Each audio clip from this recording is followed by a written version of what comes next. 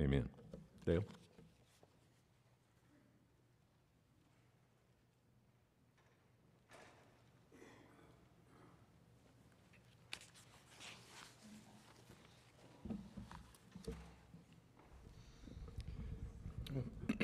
When I saw Tim in the office this morning, he said, the photocopier breathed a sigh of relief when you left town.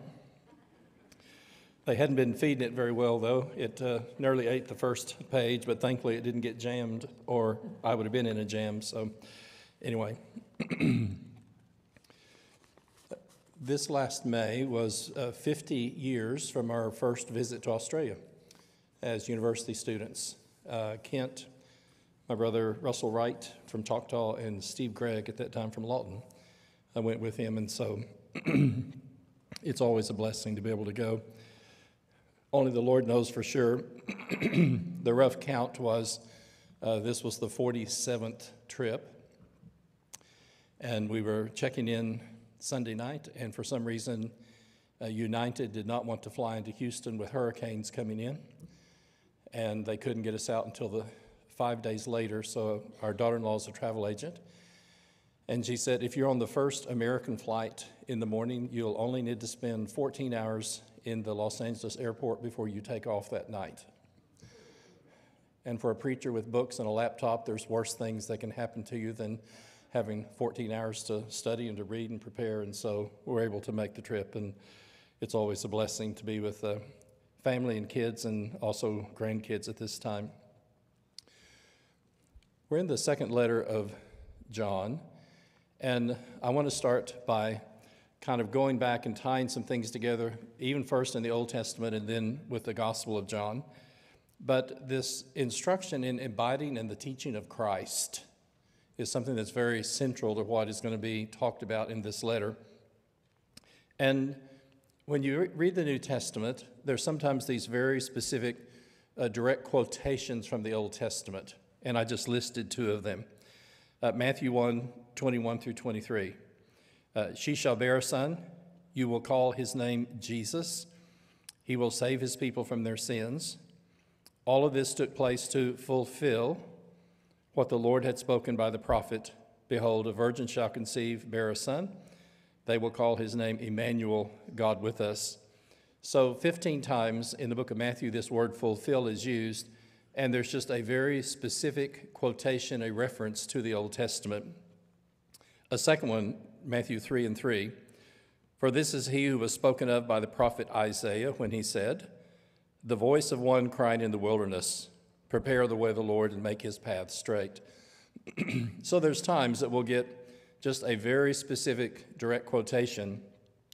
However, there are also numerous times, and I like the word echo, that there are persons, events, or things that happen, and the readers, especially if they're Jewish, are going to go back to an event or a person in the Old Testament, and it won't be necessarily a direct quotation, but I just like that term. It's like an echo. You hear, oh, we've heard that before, and it's something that's said from the Old Testament. Matthew 12:39 through 40. An evil and adulterous generation seeks a sign, but no sign shall be given except the sign of the prophet Jonah. And so you can just kind of see people's minds going back, and what's he going to mean? What's he going to say? And then he says, for just as Jonah was 3 days and 3 nights in the belly of the great fish, so will the Son of Man be 3 days and 3 nights in the heart of the earth. And then in Matthew 24:37 through 39, for as it was in the days of Noah, and see again, there's the reference, so will it be at the coming of the Son of Man. For as in those days before the flood, they were eating and drinking, marrying and giving in marriage, until the day Noah entered the ark, and they were unaware until the flood came and swept them all away. So shall it be with the coming of the Son of Man. I mentioned this before, but just it's appropriate just to make a quick reference. Well, let me do it this way. A week or so before I left, I was on Cracker Barrel on 122nd and was reading something on 2 John. And the waitress came up behind me and just scared the life out of me. I didn't see her coming or anything, and she touched me and she said, "What are you doing?" And I said, "Well, I'm reading to prepare for a Bible class." And she said, "I've always wanted to read the Bible, but I didn't know where to start. Do you have any ideas?" And I refrained from saying, "Lady, you have come to the right place." And I said, "Yes, in a matter of fact, I do. I would encourage you to start reading 3 chapters of the Gospel of John every day. You'll carefully read through John in a week, and John says, 'These things are written that you may believe.' I just said, I'm going to be out of town for a few days, and when I come back, I'll get back with you, and let's talk about what you're doing." But isn't it amazing when you find somebody who says, "Oh, I've been wanting to start reading my Bible, but I didn't know where to start." God's always at work in ways we don't understand. I went into town to buy, I guess, could we call him our favorite youngest brother-in-law, a new hat, Australian hat. And got that done, and I went into a store to check on some stuff for Sheila. Great Lucas, helper, on and on. "What are you going to be doing in 10 years? He said, "Well, I would like to study philosophy and Greek thinking, but I've always wondered about studying the Bible. Do you have any ideas about that?" And I thought, yes, I do. And same contact. Hopefully we can put him in touch with people. But here's why I'm saying that. If you've grown up in VBS and you hear the story of Noah and the animals, little kids just go, "Wow," and that's great. And a 35 or 40-year adult says, "Are you sure?" It's creation, and Jesus says from the beginning, God made them male and female. Jesus taught and believed in creation as it was in the days of Noah. Jesus believed in the flood and the ark. And the third one that's maybe even harder for an adult is, and I've had people say, "Do you actually believe the fish story?" And I said, well, let me put it this way. If Jesus believed in it, is it reasonable for you and I to believe in it? And what did Jesus just say? "Oh, no sign will be given except the sign of the prophet Jonah, as Jonah was in the belly of the fish for 3." And so the things that are most difficult for an adult coming to the Bible for the first time to believe, to me it's helpful to say, it's not unreasonable for you and I to believe in it. Jesus believed in it. But that's the term echoes. And the reason I mention that is that as we come into 1st and 2nd, 3rd John, then this time, rather than primarily echoes from the Old Testament, the echoes are going to be from the Gospel of John.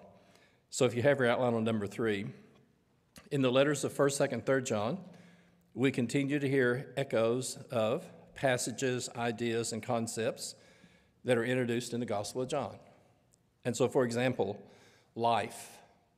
And we're going to come back to this, Lord willing, later, but still important to just identify. The primary word for life before the New Testament, especially in Greek literature, was the word bios. And if you think in terms of a scientific study, biology comes from bios. But the Greek word for bios, pardon the analogy, but to me it fits. Bios in the ancient world was kind of like a Coors Light beer commercial today. Oh, this is the good life. And so when most Greeks talked about life and the life and having a good time, they used the word bios, from which we get the word biology. In the beginning was the Word was with God, the Word was God, all things were made through him and by him. In him was life, and the life was the light of men. John, especially in the New Testament, uses the word zoe, from which, guess what, we get the word zoology.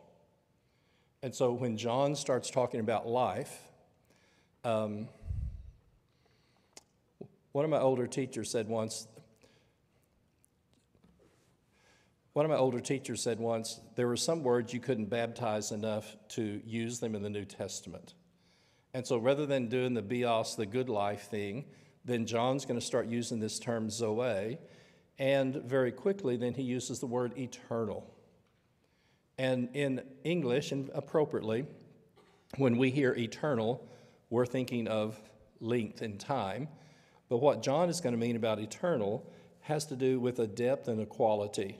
So rather than quantity, the eternal life is a quality of life that we have in Jesus, and that life doesn't end. And so one of those words that John is going to use over and over in his letters is this word life. But stop and think about it. What a blessing that while we're physically on earth, in flesh and blood, we begin already to participate in the type and the quality of life that will never end when we depart this physical body to be with him forever. And so in the Gospel of John, the word life is used 43 times. And some of these that we're going to be looking at are used in John more than the other three Gospels put together. A second one is just the word light. And John loves to talk about the light was shining and the light came into the world. Jesus is going to say, I am the light of the world. And light is very important. 1 John, if we walk in the light as he is in the light. Not every Sunday, but many Sundays during the Lord's Supper, I just pause and think, and to me it's just such a sobering thought. The light of the world died in 3 hours of darkness. And that to me is just such a moving thought. The creator of life, and I don't care if you want to talk about bios or zoe, any kind of life, physical and spiritual, the creator of life and the light of the world dies in 3 hours of darkness.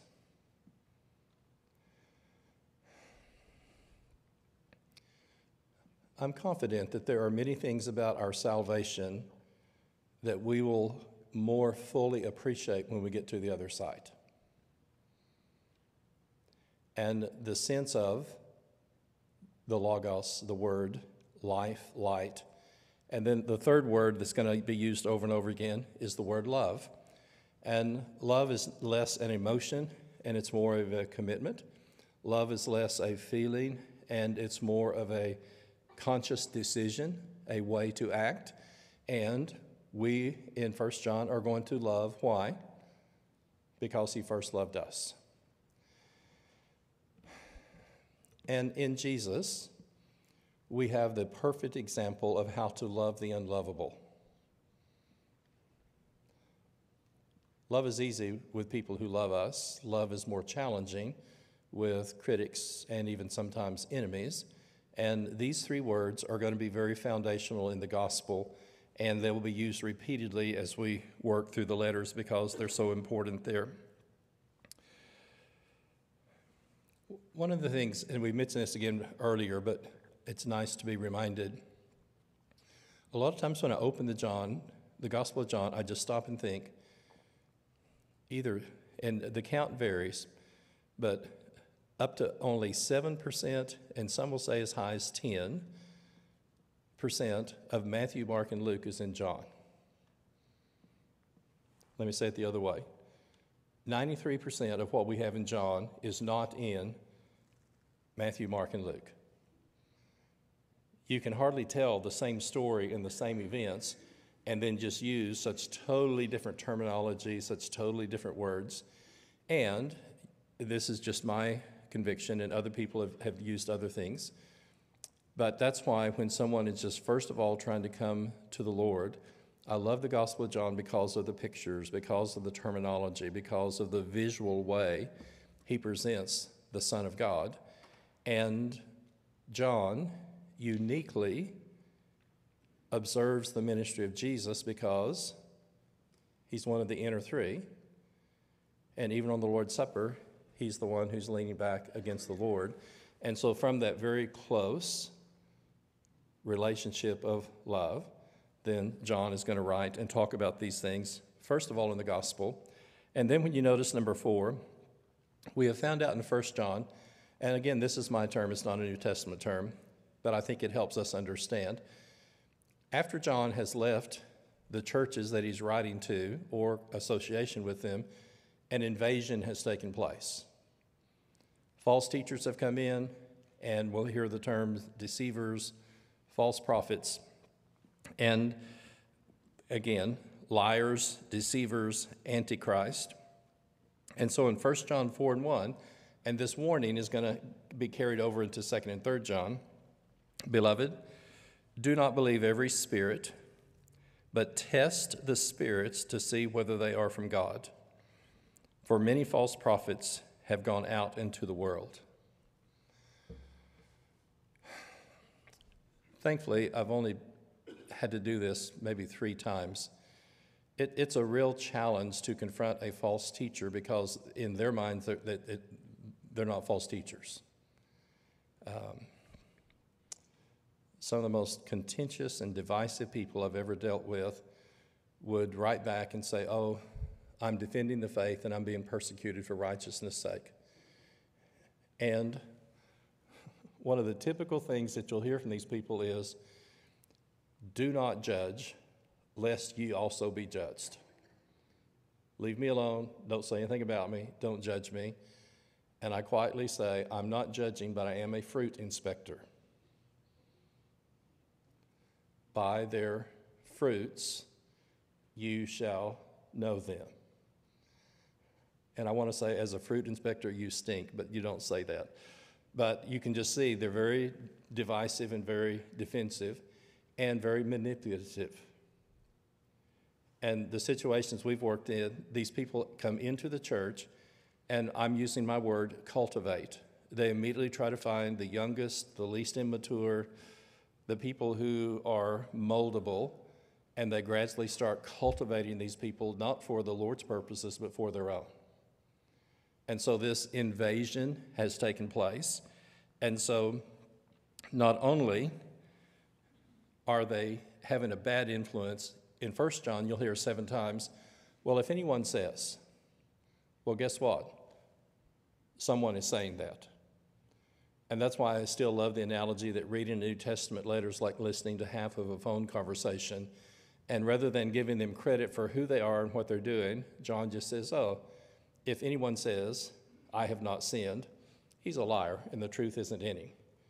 And so we get 7 indications of things that the invaders are saying while they're there, and John addresses those very quietly. But not only has there been an invasion, but there's also been a departure.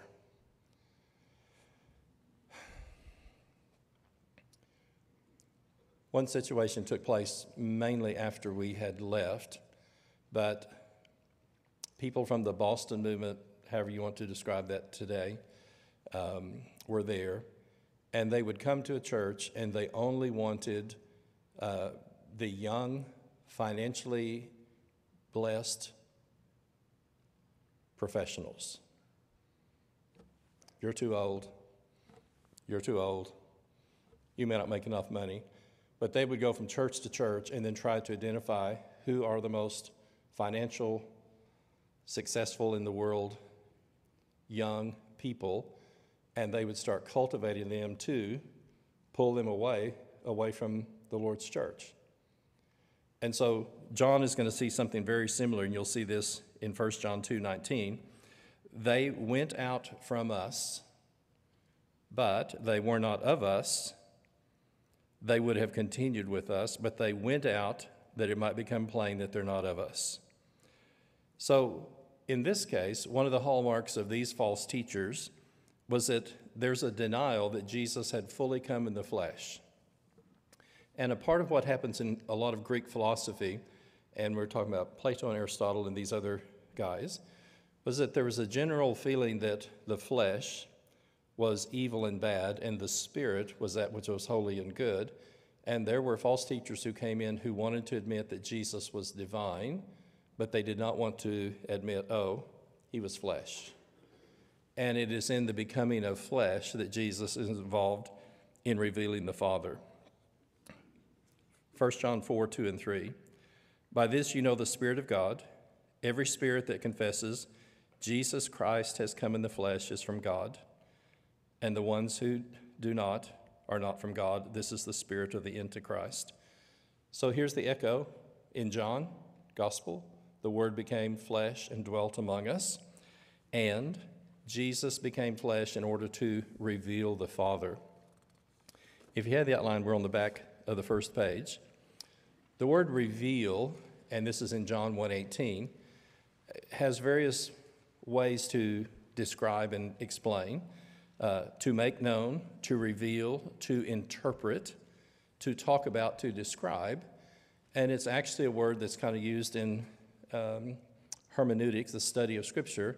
It's the word exegesis, and exegesis simply means to draw the meaning out. And so John says, no one has ever seen God, the Father, except the Son, who was in the side, older translations say, the bosom of the Father, and in becoming flesh, he has revealed. He has explained. Jesus came to draw out the meaning of God, and he will say, if you have seen me, you've seen the Father. And these are going to be part of the people who are the false teachers. So when you look at the influence of these teachers, John is going to use the term little children, and whether he started these churches, whether he has known them, but here are people, you'll also hear the word beloved that's used. And the false teachers ultimately, in terms of spiritual faith, are going to have the same result as a ship that is shipwrecked on a reef. It'll be absolutely destroyed. And so 5:1, remember what was taught by Christ's surviving apostles. This is going to be the teaching of Christ. Remember and do not move away from what you heard from the beginning. That's a term he uses over and over and again. And then this is what we know. And the reason these things are so important, and I'll say this in another way here in a second, is that there is a need to stabilize churches when you've had false teachers come in and you have others who are potentially coming, because they're always trying to unsettle the fellowship. They're always trying to pull people away. And one of my good friends says, they're always stirring the pot. They're just never content to leave things as they are. And so when you look at number 6, John is going to write 1st and 2nd, 3rd John, and there are terms: stabilize, encourage, instruct, reinforce. He wants to maintain fellowship with his beloved brethren and children in the faith. One other term I want to notice, and this is at the very end of 1 John, and you're going to find this in chapter 5 and verse 20. These things have been written so that you will have understanding. And understanding has to do with thinking. It has to do with insight, is the word I like. It has to do with thought. And even in the Gospel of Mark, love the Lord your God with all your heart, soul, mind is the same word. And so it has to do with a mindset. I was so blessed to grow up in the Sayre Church. There were just so many wonderful things about it. Farmers, small businessmen, school teachers. And at one point, the Sayre Church was 325, and we had 3,000 people in town. So 1 out of 10 people in town belonged to the church. And just godly, hardworking, good people. And through the years, over and over, I've heard some skeptics say, well, this isn't right, or Luke didn't know what he was talking about, some type of derision about Scripture. And I just stop and think, but you didn't grow up with the godly people that I did, because their lives and their thinking was grounded in the Word of God. And they had allowed what they knew in their head to transform their lives. And you remember when Paul talks to Timothy, I am reminded of your sincere faith, which dwelt first of all in your grandmother Lois, your mother Eunice, and now I'm confident belongs in you. There are some aspects of faith that are taught. There are some aspects of faith that are caught. Why did Jesus want 12 guys to walk with him day by day for 3 years? Yes, they were going to hear certain things, but they were also going to learn a lot from observing and from being with him. And so what John is saying is there is an understanding, there is an insight, there is a foundation. Do not let anyone move you from that. Regardless of what someone says, regardless of what they do, I've written these things so that you will have this sense of understanding and comprehension to maintain your faith. The only other early thing I want to mention is that Peter is very specific. He addresses himself as a fellow elder, and John just starts and says the elder. He doesn't tell us if he's using this because of age or because of the office of being an elder. It could be possibly either one. If it has to do with his age, then that will also make sense why he's talking about the beloved children and those that he's trying to work with. So when you look at 7:2, walk in the truth, keep the commandments, continue in love because he first loved us. So what we're going to have in 2 John is a warning about do not give hospitality to false teachers. And then when we come to 3 John, welcome those and greet those who are teaching the truth. And it's interesting, the two opposites are going to be given. Let's quickly read the opening and then we'll go to the second part of the letter. The elder to the elect lady and her children, whom I love in the truth, and not only I, but all who know the truth, and because of the truth that abides in us and will be with us forever, grace, mercy, and peace be with us from God the Father, from Jesus Christ the Father, Son, in truth and love. I rejoice greatly to find some of your children walking in the truth, just as we were commanded by the Father. And now I ask you, dear lady, not as though I was writing to you a new commandment, but one we've had from the beginning, that we love one another, and this is love, that we walk according to his commandments. And this is the commandment, just as you have heard from the beginning, that you should walk in it. Do you hear the echoes from the Gospel of John in 1 John? And in these situations with these individual churches, we hear these terms that are going to be used and very familiar to the Apostle John. 1:7, many deceivers have gone out into the world, those who do not confess the coming of Jesus Christ in the flesh, and such a one is the deceiver and the Antichrist.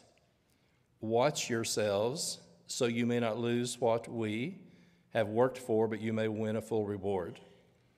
If anyone goes ahead and does not abide in the teaching of Christ, he does not have God. Whoever abides in the teaching has both the Father and the Son. If anyone comes to you and does not bring this teaching, do not receive him into your house or give him any greeting. I have much to write to you, but I'd rather not use paper and ink. I hope to come to you and talk face to face, so our joy will be complete. And the children of your elect sister greet you.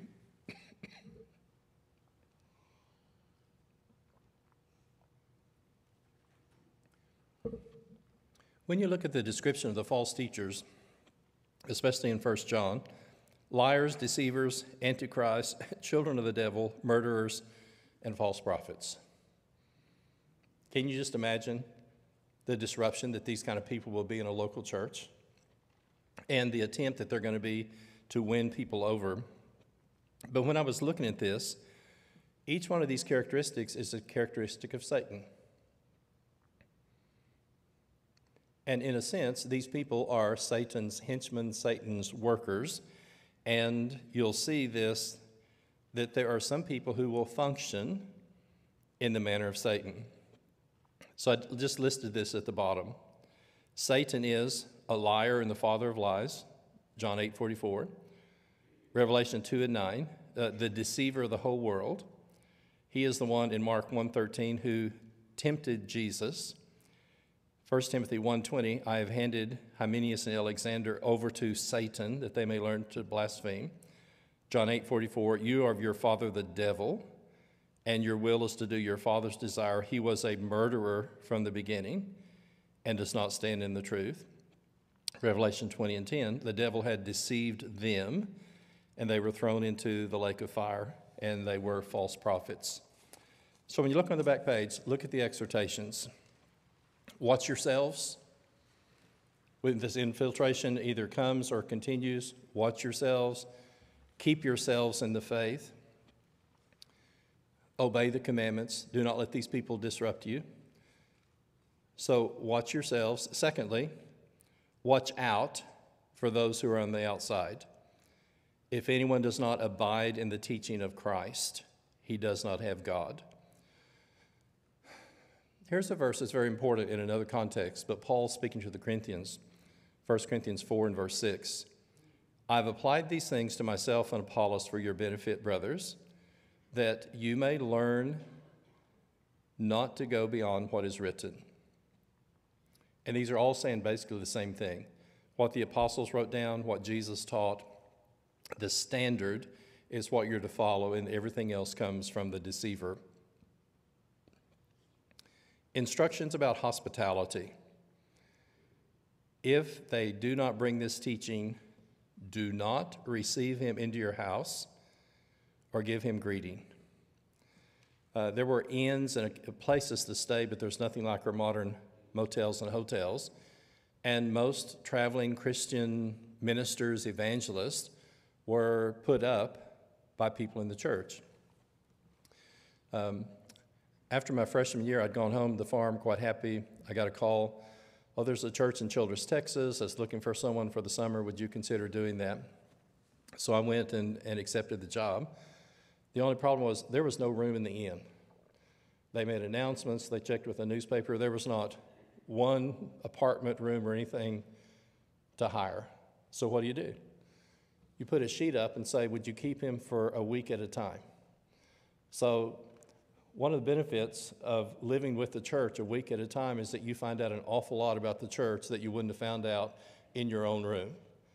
And I didn't have a car. I have a green bicycle. So if I'm in town on Monday, come get my 3 cardboard boxes, give me directions, and I'll ride to your house. If you're in the country, come get my boxes and my bicycle, or we'll put it in the fellowship hall. And I lived with the church a week at a time. May I say, an educational experience all on its own. Well, this is the type of thing that's going on here. An evangelist, a teacher comes into town, and typically we're Christians, we're hospitable, Romans 12, and we would provide lodging for them. But then if you find out he does not come with the teaching of Christ, do not keep him in your house. And then secondly, don't give greetings to him as in too encouraging. I mean, this is an overstatement, but don't say, well, I hope you're doing well. You don't have to be fighting and condemning to him, but at the same time, do not greet him. And if you look at number 5, whoever greets him takes part in his evil work. And so greetings are very important in New Testament letters. It's a courtesy, koinonia, a fellowship. It's a hospitality. But here's something very important in Romans 14:22. Whatever you believe about these things, keep to yourself and God. Blessed is the one who does not condemn himself by what he approves.